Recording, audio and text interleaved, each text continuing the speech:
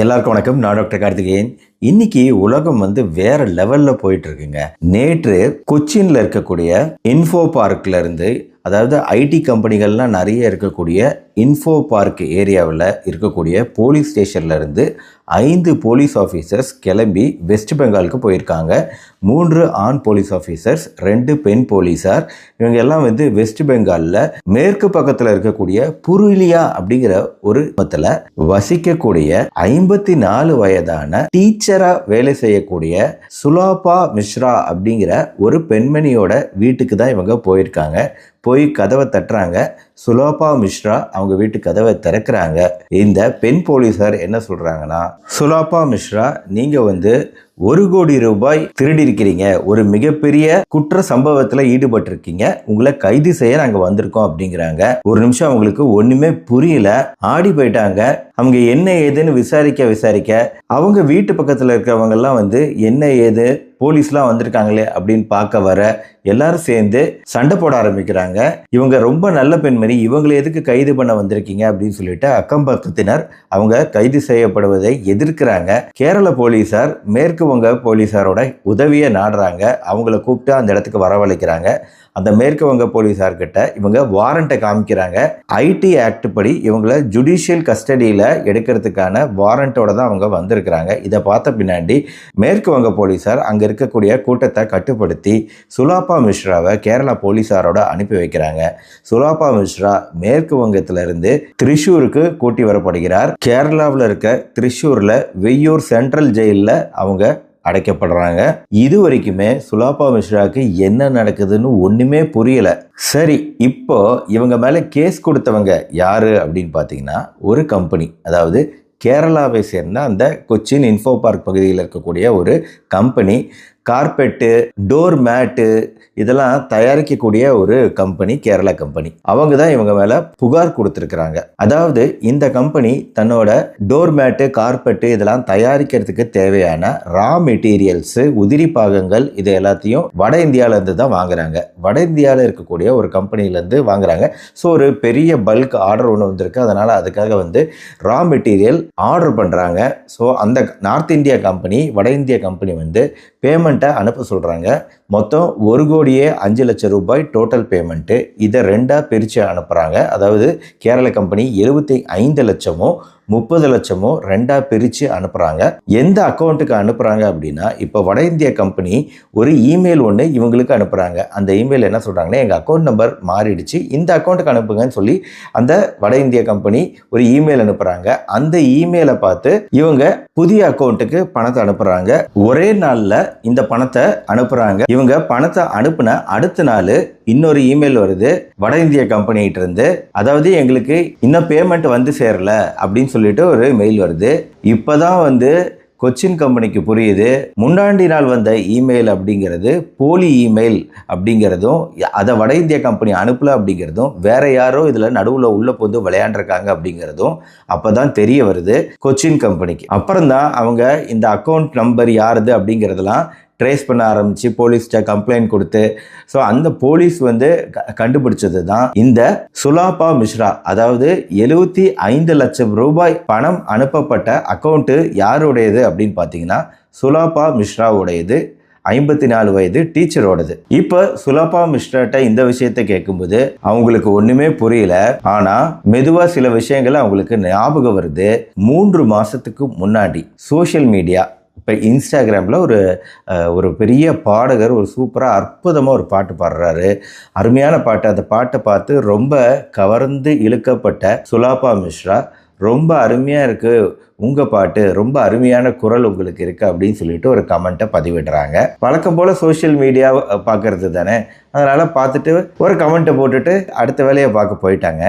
ஆனால் 2 வாரம் கழித்து ஒரு கால் ஒன்று வருது அவங்களோட ஃபோன் நம்பருக்கு. அதாவது நீங்கள் ஒரு பாட்டை பற்றி ரொம்ப நல்லா இருக்குன்னு சொன்னீங்க இல்லையா, பாடிய பாடகர் ரொம்ப நல்லா பாடினாருன்னு சொன்னீங்க இல்லையா, அந்த பாடகர் நான் தான் அப்படின்னு சொல்லிட்டு ஒரு ஆண் அவர்கிட்ட பேசுகிறாங்க. ஆனால் டக்குன்னு டவுட் வருது, யார் இது, நம்மளை எப்படி தேடி இவர் பேச முடியும் அப்படின்னு உடனடியாக டவுட் வந்துடுது சுலாபா மிஸ்ரா அவர்களுக்கு. அவங்க என்ன பண்ணுறாங்கன்னா, இதை நம்பலை. அப்போ இந்த நபர் வந்து வீடியோ காலில் வரார். வீடியோ காலில் வந்து பேசின பின்னாடி முழுமையாக நம்பிடுறாங்க சுலாபா மிஸ்ரா அவங்கள. அதுக்கப்புறம் 2-3 காலையே ரொம்ப நம்பிக்கைக்குரியவராக அவர் தன்னை காட்டிக்கிறதுனால, அந்த நபர் காட்டிக்கிறதுனால அவங்களும் நம்பிடுறாங்க. இந்த நபர் தான் வந்து தனக்கு ஒரு அக்கௌண்ட் வேணும்னு சொல்லி ஒரு அக்கௌண்ட்டை ஓப்பன் பண்ண சொல்கிறாரு. ஸோ சுலாபா மிஸ்ரா அவங்களோட ஐடி கார்டெலாம் பயன்படுத்தி அது ஒரு அக்கௌண்ட்டை கிரியேட் பண்ணி பேங்க்கில் கிரியேட் பண்ணி ATM card, internet banking password எல்லாத்தையும் மொத்தத்தையும் அந்த நபருக்கு தந்துடுறாங்க. கிரியேட் பண்ணி ஏதோ ஒரு உதவி கேட்குறாரு அப்படின்னு நினச்சி அவங்களும் தந்துடுறாங்க. கடைசீட்டில் பார்த்தீங்கன்னா அந்த நபர் இந்த அக்கௌண்ட்டுக்கு பணத்தை வர வச்சுட்டாரு. அவரு 75 லட்ச ரூபாயை கையாடல் செஞ்சது இந்த நபர் தான் அப்படின்னு நீங்கள் நினச்சிங்கன்னா இங்கே தாங்க ஒரு மிகப்பெரிய அதிர்ச்சியே உங்களுக்கு காத்திருக்கு. அதாவது அவங்க பாட்டு பார்த்தாங்க பார்த்தீங்களா இன்ஸ்டாகிராமில் 3 மாதத்துக்கு முன்னாடி. அந்த பாட்டு, அதை பாடிய நபர், மறுபடியும் அவங்க கூட ஃபோனில் பேசியவங்க எல்லாருமே ஏஐ, ஆர்டிஃபிஷியல் இன்டெலிஜென்ஸ், செயற்கை நுண்ணறிவு தொழில்நுட்பத்தை பயன்படுத்தி ஒரு பாட்டை கிரியேட் பண்ணியிருக்கிறாங்க. அந்த பாட்டை பாடியவரும் போய், அந்த பாட்டும் போய் மீண்டும் அவங்கள தொடர்பு பண்ணி வீடியோ காலில் பேசினாங்க பார்த்தீங்களா, அதுவுமே செயற்கை நுண்ணறிவு தொழில்நுட்பத்தை பயன்படுத்தி டீப் ஃபேக் அப்படிங்கிற முறையில் அந்த முகம் வந்து அந்த நபருதே கிடையாது, ஆனால் டீப் ஃபேக்கிங் முறையில் அதை கிரியேட் பண்ணி அவங்கக்கிட்ட பேசி அவங்க நம்பிக்கையவும் வாங்கியிருக்கிறாங்க. ஆக இப்போ சுலாபா மிஸ்ராக்கு அவங்க வந்து ஒரு கம்ப்யூட்டர்கிட்ட பேசி அதை நம்பி அதுக்கு ஒரு அக்கௌண்ட்டை கிரியேட் பண்ணி கொடுத்துருக்குறாங்கங்கிறது தான் இங்கே இருக்கக்கூடிய விஷயம். இப்போ மீதி 30 லட்சம் இருக்குது பார்த்தீங்களா, அது யாரோட அக்கௌண்ட்டுன்னு தெரியல இன்னும். இதே விஷயத்தை பயன்படுத்தி இன்னொரு ஆளையும் இந்த வேற யாரோ ஒருத்தர் ஏமாத்திருக்கிறாங்க. செயற்கை நுண்ணறிவு தொழில்நுட்பத்தை பயன்படுத்தி எந்த அளவுக்கு தொழில்நுட்பம் வளர்ந்துக்கிட்டு இருக்குன்னு பாருங்க. நாளைக்கு நானே வந்து எனக்கு வந்து பணம் தேவைப்படுது, தயவு செஞ்சு யாராவது கொடுங்க அப்படின்னு நான் கேட்குற மாதிரி வரும். அப்படி ஏதாவது வந்துச்சுன்னா அது பேசுறது நான் இல்லைங்கிறத மட்டும் இப்போவே நான் சொல்லிடுறேன். அதே மாதிரி இன்னைக்கு பல பேருக்கு இந்த மாதிரி பிரச்சனை நடக்குதுங்க. ரொம்ப அட்வான்ஸ்டாக ஒவ்வொருத்தருக்கும் விதவிதமான கால்கள். முன்னாடி வந்து கஸ்டமில் இருந்து கூப்பிட்றோம், உங்களுக்கு பார்சல் வந்திருக்கு, பார்சலை கிளியர் பண்ணணும்னா பணத்தை கட்டணும் அப்படிங்கிற ஸ்கேம் தானே இருந்துச்சு. இப்போ வெவ்வேறு வகையில் இப்போ ஒருத்தர் ஒரு ரீசெண்டாக பார்த்தேன், இதுவுமே சோஷியல் மீடியாவில் பார்த்தேன். அவர் என்ன எழுதியிருக்காருன்னா, நான்லாம் வந்து எதுக்குமே ஏமாற மாட்டேன்னு நினச்சிக்கிட்டு இருந்தேன், என்னையே ஒருத்தர் ஏமாற்றிட்டா.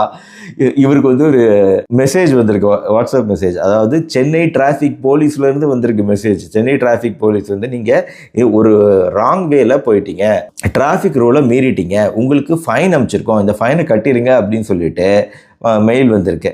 மெயிலாக வாட்ஸ்அப்பாக எனக்கு சரியாக ஞாபகம் இல்லை. இவருமே அதை பார்த்துட்டு அந்த பணத்தையும் கட்டிட்டாரு.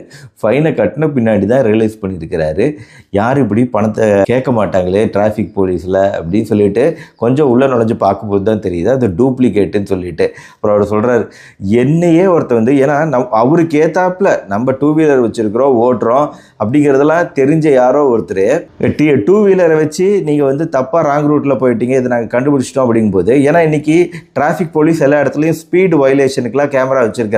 இவ்வளோ ஸ்பீடில் போகணும், அதுக்கு மேலே போனால் வந்து ஃபைனு, இதெல்லாம் வருதில்ல. அப்போ இதே விஷயத்தை பயன்படுத்தி நம்மளை ஏமாற்ற பார்க்குறாங்க, ஃபேக் மெயில் அனுப்பி. இந்த ஃபேக் இமெயிலு, ஃபேக் வாட்ஸ்அப்பு இதெல்லாம் இன்றைக்கி ரொம்ப ஜாஸ்தியாக வருது. செயற்கை நுண்ணறிவு தொழில்நுட்பம் ரொம்ப ரொம்ப ஜாஸ்தி ஆகிட்டு இருக்கு. அதனால் இந்த பதிவு வந்து ஒரு விழிப்புணர்வு பதிவு, உங்கள் ஃப்ரெண்ட்ஸ் அண்ட் ரிலேட்டிவ்ஸ்க்கு கட்டாயம் சொல்ல வேண்டிய பதிவு. ரொம்ப அட்வான்ஸ்டாக முன்னேறிக்கிட்டு இருக்கு செயற்கை நுண்ணறிவு தொழில்நுட்பம். நான் வந்து சோஷியல் மீடியாவில் பார்க்குற ஒரு 25% வீடியோக்கள் வந்து பொய் அப்படின்னு தான் எல்லாருமே கமெண்ட் செக்ஷனில் எழுதுகிறாங்க. கண்டிப்பாக இது ஏஐ தான் கிரியேட் பண்ணியிருக்கு அப்படின்னு எழுதுகிறாங்க. ஆனால் பார்த்தோம்னா வீடியோ நல்லா உத்து பார்த்தா இதை எப்படி ஏஐயில் பண்ண முடியும் அப்படின்னு தான் நம்மளுக்கு தோணுது. உண்மையாக தான் இருக்குமோ அப்படின்னு நம்மளுக்கு தோணுது, ஆனால் அது பொய். And what if I told you this is not how I actually look? I might have a beard and you wouldn't know. Or this is not my real age. Or is it? And I might have colored my hair blue or red, or I might even have no hair. எல்லாரும் டெக்னாலஜிக்கலாக அட்வான்ஸ்டாக இன்னைக்கு யாருமே கிடையாது. அதாவது சாதாரண மொபைலோட பேசிக் பயன்பாடு கூட தெரியாத பெரியவங்க எத்தனையோ பேர் இந்த வீடியோலாம் பார்த்துட்டு இருக்கீங்க. அதையே கஷ்டப்பட்டு ஏதோ நம்ம ஓப்பன் பண்ணுவோம், நம்ம பேரங்கிட்டேயோ பேத்திக்கிட்டேயோ கேட்டு ஒரு பட்டனை தட்டினா வீடியோ வருது, இந்த வீடியோவை பார்த்துட்டு ஆஃப் பண்ணிட்டு போயிடுவோன்னு இருக்கிறவங்கள கூட ஈஸியாக ஏமாத்திடலாம். இந்த மாதிரி விஷயங்கள் மூலமாக யாரை வேணாலும் ஏமாத்திடலாம். குறிப்பாக இந்த புரிதல் எல்லாருக்கும் வர வரைக்கும் நம்ம எல்லாம் ஜாக்கிரதையாக இருக்க வேண்டிய காலம் இதுன்னு சொல்லுவேன். கண்டிப்பாக அடுத்த 2 வருடங்கள் எப்படி நம்ம ஏமாறுவோனே தெரியாத அளவுக்கு நிறைய ஏமாற்றுதல்கள் நடக்க போகுது. அதில் டவுட்டே கிடையாது. அப்படி ஏமாறக்கூடியவங்க நீங்களும் நானும் தான். நம்மளாம் கொஞ்சம் ஜாக்கிரதையாக இருந்தாலும் ஒழிய நம்ம இதுலேருந்து எஸ்கேப் ஆக முடியாது. ஸோ இந்த தகவலை உங்கள் ஃப்ரெண்ட்ஸ் ரிலேட்டிவ்ஸ்க்கு ஷேர் பண்ணுங்கள். வீடியோ பிடிச்சிருச்சுன்னா லைக் பண்ணுங்கள். நம்ம சேனலை தொடர்ந்து ஃபாலோ பண்ணுங்கள். இந்த மாதிரி இன்ட்ரெஸ்டிங்கான வீடியோக்களும் அப்பப்போ பார்க்க. மருத்துவம் இல்லாத தகவல்கள் மறுபடியும் நாளைக்கு பார்ப்போம். நன்றி, வணக்கம்.